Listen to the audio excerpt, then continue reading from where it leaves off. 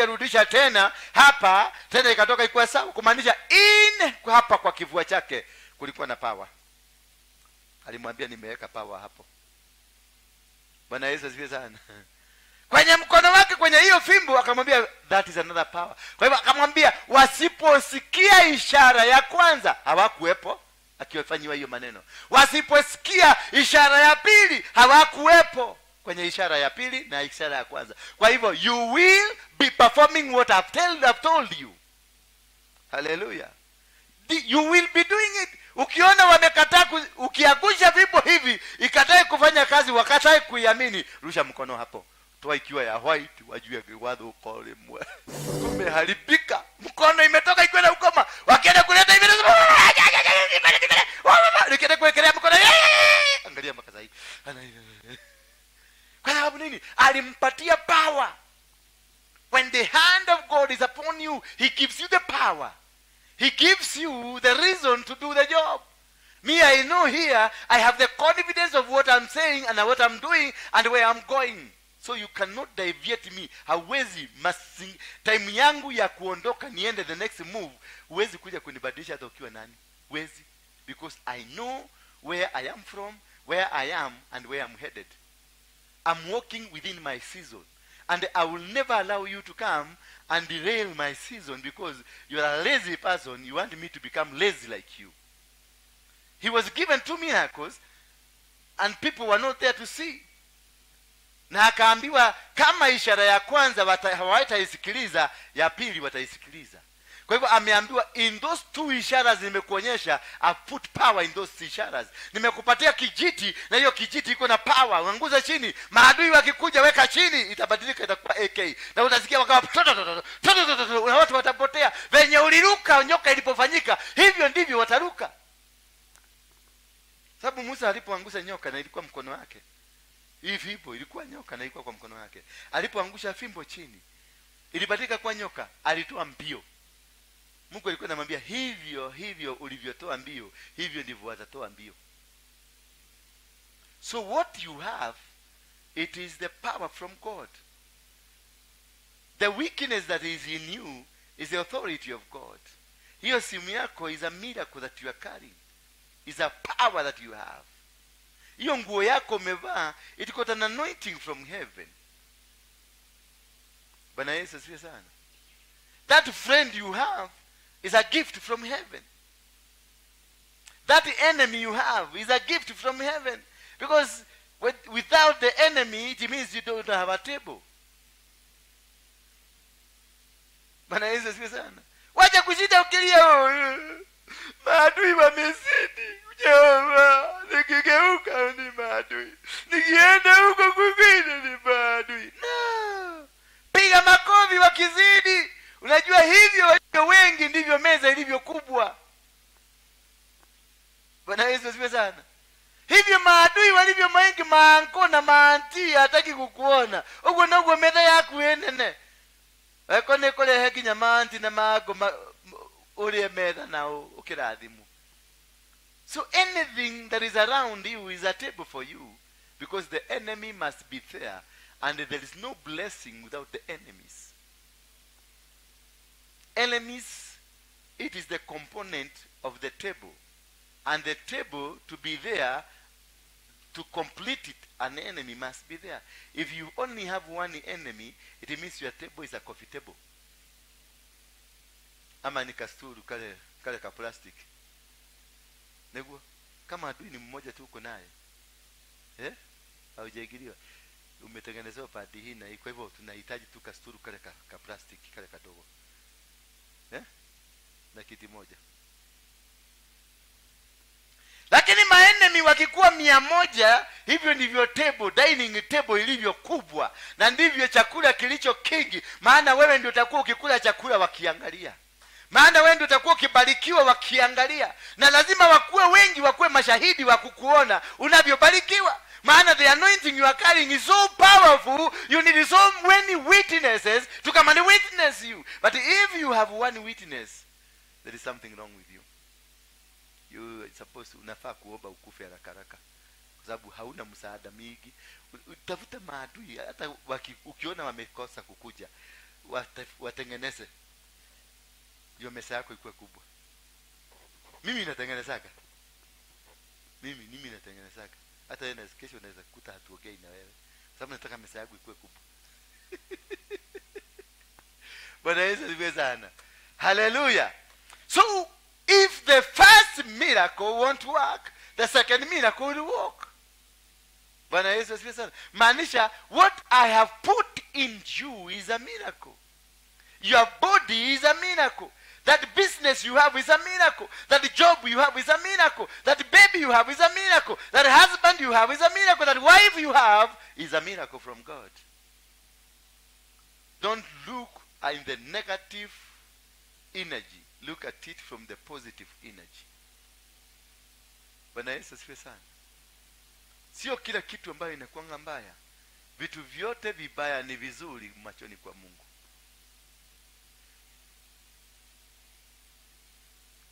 Verse namba 10 inasema Musa akamwambia Bwana, Bwana, mimi si msemaji tokea zamani wala tokea hapa uliposema na mtumishi wako, maana mimi si mwepesi wa kusema na ulimi wangu ni mzito.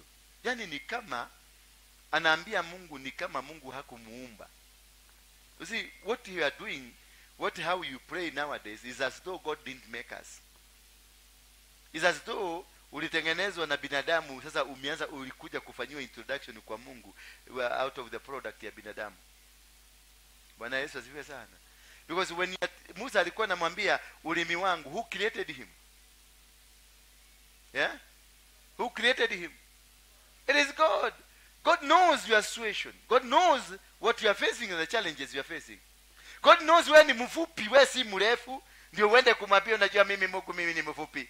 Mimi hapo umeniambia niende nikahubiria watu na ni wa Sudanizi ni warefu. Mungu usiona watu ni warefu. It's as though you are not created by God, you are created by somebody else, then ukabebwa ukapelekwa kwa Mungu. Hivyo unafikiria Mungu hakuelewi. It is God who created you with the way you are.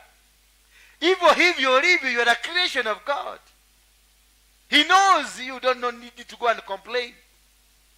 He knows uko na kichwa ndogo, una kamwili kadogo, tumiguni kidogo, lakini amekupelekea kwenye mawe makubwa. Na anajua kwenye hiyo mawe utapitia, maana he is the one who created you. He is the one who made you the way you are. Hiyo sura uko nayo ukienda kwa kioo unaiangalia, unaona hii sura ni sura inafaa kufanywa banal beating au unaenda kujipodoa. Wacha kujipodoa. He knows you. Wacha kwenda kujipaka vumbi mingi kwa uso. Mpaka unaonekana ni kama uliokotwa mahali.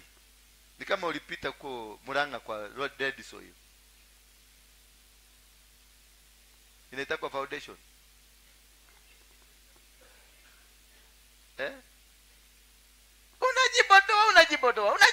Unajibodoa. Alafu huko unapaka inakuwa red, huko kwa macho hivi inakaa red, huko kwingine inakaa hiki inakaa, alafu unaweka nywele nyingine na imekaa hivi, na nyingine imekaa hivi, ukiongea mpaka unaogeaga hivi, alafu hata kukula unakulaga hivi. Bwana Yesu asifiwe sana. It's as though God did not know how he was doing or whatever he was doing. Be happy with this God because he made you and you are beautiful the way you are. You are handsome the way you are because you are the image of God. And let us make a man who looks like us. The way you are, you look like God. There is nothing new about you. Hallelujah. Ujekutana na kisichana kimevaa hiyo, hiki tumekaa huko, hiki imekaa huko, mdomo ni ya red, inakaa hivi, alafu inakaa kuchipuka huko kwa sababu akihonya hivi inachipuka. Alafu amepaka hapa red, alafu amepaka wapi kwingine? Hii yote amenyoa, amepaka hii black na hivi black. Alafu kinakaa kikosti. Ukikutana nake tu na mahali kimekaa hivi, unatoa soda kioski ya Coca-Cola hivi, unaweka hivi, utaulizwa ni gani kioski ya Coca-Cola? Unasema ni hii.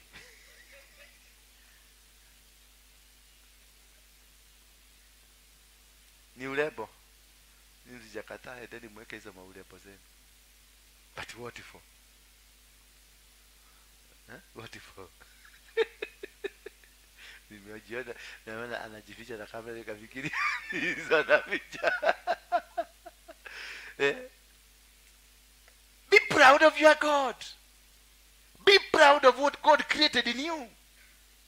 Kwa sababu sasa huyo msichana amejifanya amejipodoa, alafu malaika ametumwa na picha yako kutoka mbinguni. Anateremka, anatafuta sura yako. Anapita anakuangalia na ni kama ni yeye. Anaona anapita tena anaangalia ni kama ni yeye. Hapana. Huyu hana hii. Huyu ni dark. Huyu ni dark. Anaangalia ule ni brown. Kumbe foundation ni kitu ya amepaka huko. Lakini ukiangalia huko kwa shingo anakaa black lakini hasa hapa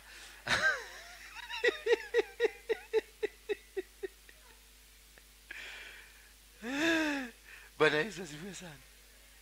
Sisemi wewe. So remain original. And if you remain original, when the blessings are coming, they will come and pinpoint you haraka. Kwa sababu you are an original ya ile picha. Because the angel will come with a photograph of you. Hivyo huko. Na kumbe yako ni nywele gumu. Sasa at least hata wacha kitu moja. Weka hizi zingine zote lakini wacha kitu moja. Ile italeta identification haraka. Hata serikali ikitaka kutu identify inaweka leta kidole. Unaweka kidole hivi inakutoa ni wewe. Ushaenda kwa airport nakuta msichana amerudishwa. Kamera za airport zimemkataa.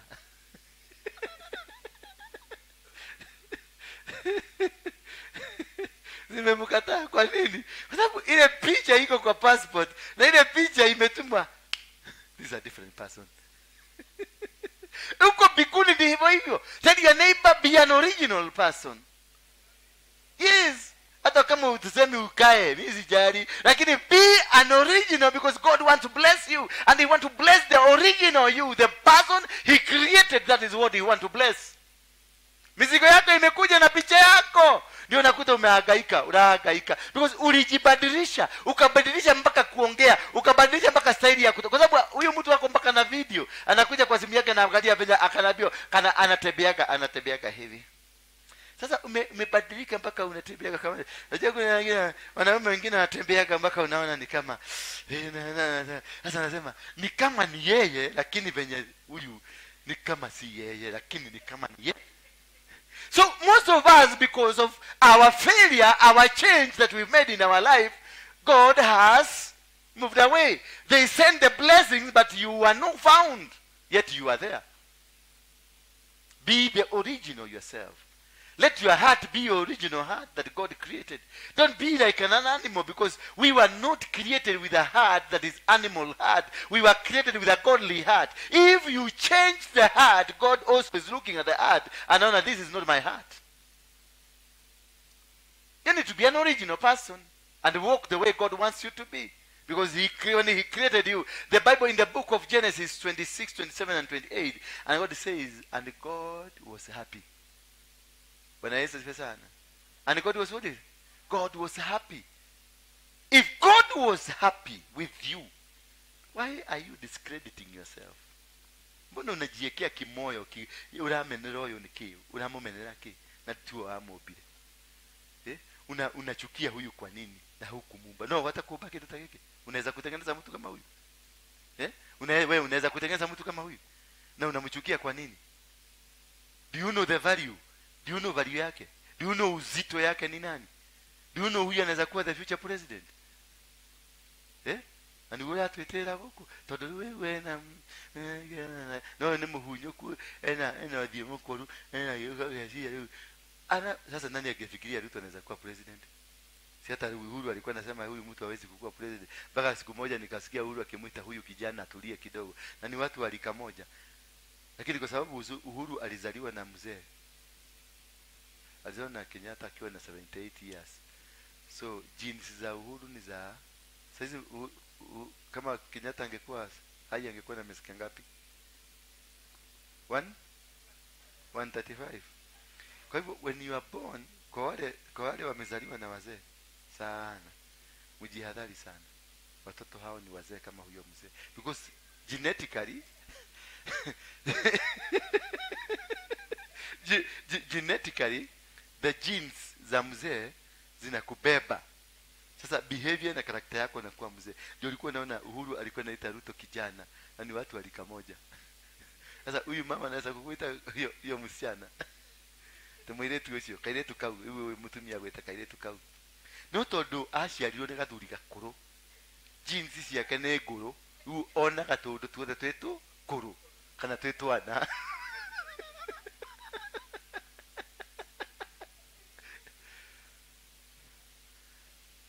Karo, nije wewe daktari, am I making sense? Tunaongea mambo ya genes. Ulisoma hiyo mambo ya genes? Ulisoma macho? Ulisoma mambo ya macho? Mimi nilisoma mambo ya genes, genetics. Yeah, I'm a genetician.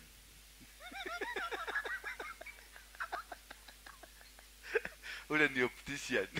Mimi ni genetician. Bwana Yesu asifiwe sana. Hallelujah. Angapi mpaka hapo wako sawa kabisa, unasikia? Niko sawa, linajengeka. Vitu isinua mkono yako kama uko sawa. Nikira yake dole la ulu. Bwana Yesu asifiwe sana. Namba ngapi? Tulikuwa tumefika ngapi? Tulikuwa katika usemi wa Musa. Musa alisema mimi sijui kusema. It's as though Musa ndiye alijitengeneza. It's as though Mungu hakuwa anajua kutoka mwanzo hiki kitigako roge kialia wega hakitakuwa kikisema, hakitakuwa hiyo maisha uko nayo. God knows it. God knows the way you are. God knows you are a Kikuyu. God knows you are a Mukamba, you are Kale. Don't try to change, because God knows the way you are. Na ndio kwa maana amekuweka the way you are na kule uko, because he is going to bless you the way you are. You're not going to bless you because of the outfit of the thinking of people, but he will bless you according to the blessing he is carrying for you. Bwana Yesu asifiwe sana. He will never carry you a blessing because of your mother. He'll never give a blessing because of your father, nor your sisters. It's God is going to do it because of you, and it is you, because he knows you. Bwana Yesu asifiwe sana. So be yourself. Number 11 nasema, verse number 11. Bwana akamwambia, ni nani aliyekufanya kinywa cha wanadamu? Musa alikuwa anasema ndini na kanua wako alia. Kama sasa huyu amelala. Anasema nietile nikiota wadikirelia daigwa gukoma. Nietile na kanua sina mdomo ya kuongea, maana mimi ni kigugumizi. Mungu alimuulizaje? Nani alikwambia wewe ni speakerphone ya binadamu? Nula kwelile. Atendaiwa kiama, chene shodo na taigokua. Kai, niyo tamakani adiwa tagoma goko. Todo na tebataje megoko. Nula kwelile. Wewe ni onyitelile miolo yadu. Nani alikwambia ati wewe ni lazima ukue hapa? Nani aliambia? Alimuuliza Musa, nani alikwambia mdomo yako ndio inahitajika? I don't need your mouth. I have the mouth to speak for myself. When I want to speak, I will speak. I'm the one who is sending you, but I have not sent you to go and speak. I have sent you to go and be seen. Through me, through you, I'll be seen. Bwana Yesu asifiwe sana. The servant of God is that I'm standing here for God to be seen. Nimesimama hapa Mungu wangu aonekane. Na sijaambiwa nifanye kitu kingine, lakini Mungu wangu ataonekana kwa matendo yangu. Akamwambia Musa, nani alikuambia kinywa chako kinahitajika? Who told you? Unashinda ukiandika message, ukiandikia watu message, unajaribu kumcorrect. Don't correct me. Let my God correct me. Who told you that it's you who is supposed to make me straight? Musa alikuwa akashangaa, because he thought alikuwa anajiona mtu wa maana sana, lakini Mungu akamwambia, Bwana akamwambia, ni nani aliyekufanya kinywa cha mwanadamu? Au ni nani afanyaye mtu kuwa bubu au kiziwi au mwenye kuona au kuwa kipofu? Si mimi Bwana? I am the one who makes you kipofu. I'm the one who can make. Kwa hivyo ni Mungu anakufanyanga. Ukikuwa kipofu ujue ni Mungu. Kuna sababu. Simesikia, si ni mimi nafanyanga watu wanakuwa kipofu? Si ni mimi nafanyanga watu wanapotea masikio? Si ni mimi nafanyanga? So hata wewe ukiendelea kufanya nyevu nitakuzima. Bwana Yesu asifiwe sana. Hata wewe ukiendelea kuleta hiyo maneno mingi yako, moshene mingi, nitakata. Na ndio uliona, kwa sababu Isaia alikuwa mtu wa moshene mingi sana. Sio kama unajuaga Isaia alikuwa mtu wa moshene mingi sana, moshene mingi. Na ndio aanze kutumika kwa Mungu. Alifanywa nini? Aliambiwa fungua mdomo kijana. Akafungua mdomo, akawekwa makaa ya moto kwa mdomo. Akaambiwa tumia kanua, akaambiwa akaambiwa kutoka leo hiyo mdomo yako isitumike mpaka wakati nataka kuitumia. Bwana Yesu asifiwe sana. Ninaomba wale watu wanakuwa mshene kwa hii kanisa, Mungu awaweke makaa kwa mdomo, ichome hiyo mdomo mpaka mdomo ikuwe rahisi, ichomeke vizuri. Hiyo nina declare na nina declare in Jesus name. Sema amen. Sema ni kama ni mimi. Sema kama ni mimi. Kama ni mimi. Amsemi vizuri. Nataka kusikia sauti. Kama ni mimi. Kama ni mimi. Na kuaga na moshene. Utaki kusema Sema kama ni mimi.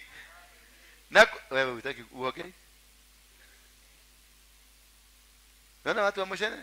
Sasa nataka muone watu wa moshene. Wacha tukae hapa. Kaeni, mwangalie kamera, weka mzuri. Sema kama ni mimi. Huyo ni mmoja. Kama ni mimi ubadili, sema kama ni mimi. Ubadili kama ni mimi.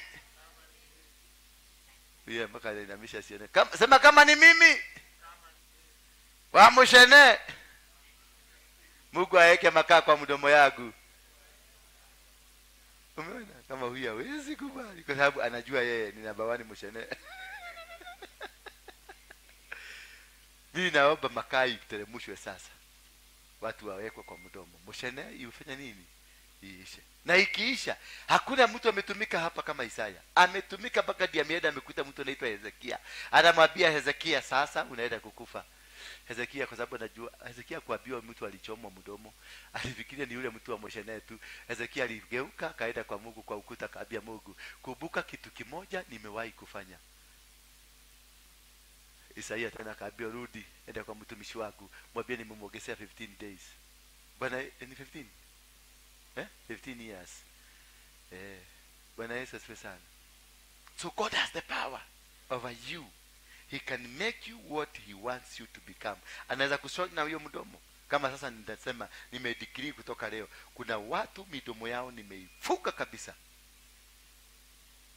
Takuwa kuja kuleta moshene unasikia udimi imenona. Kama wachawi wanashikanishaga mtu na mtu. Bwana Yesu asifiwe sana. Mbona sisi watu wa Mungu tusifanye kitu ambayo kila mtu atajua hapa kuna Mungu? Let's go. Bai kwa muroginia na akonyi ni anyite na magnet na magnet positive nitakuwa north pole na south pole zinashikana, na ukijaribu hata kutoanisha zinakataa mpaka yeye akuje atoanishe. Imagine anafanyaga karamu, ile kitu ya karamu ya biki anachomoa hivi, unaona magnet inaisha.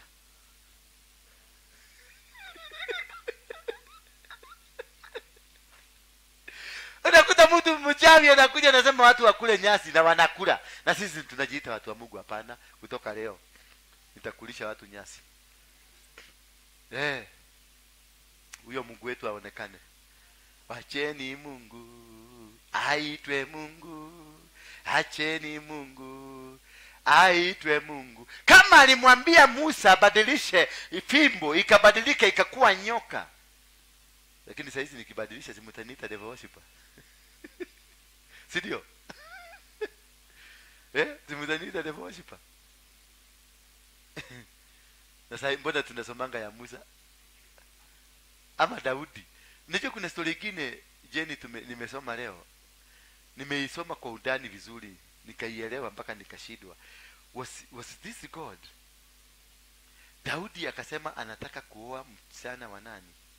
Wa Saul, anaitwa Maika. Naye Maika sababu ni mama mjeuri, akamwambia Daudi, "Unaona dae, pasenda hivi uniletee sehemu za siri 100."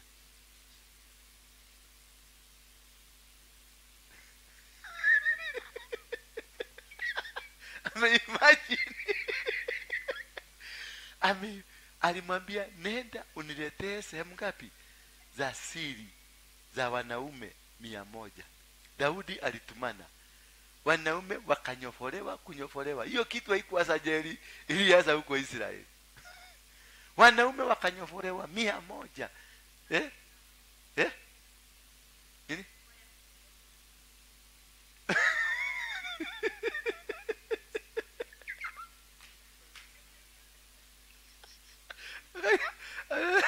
Watu wa Kenya wanataka hiyo vaya. Ndani najua ni vazi gani? It is 1 Samuel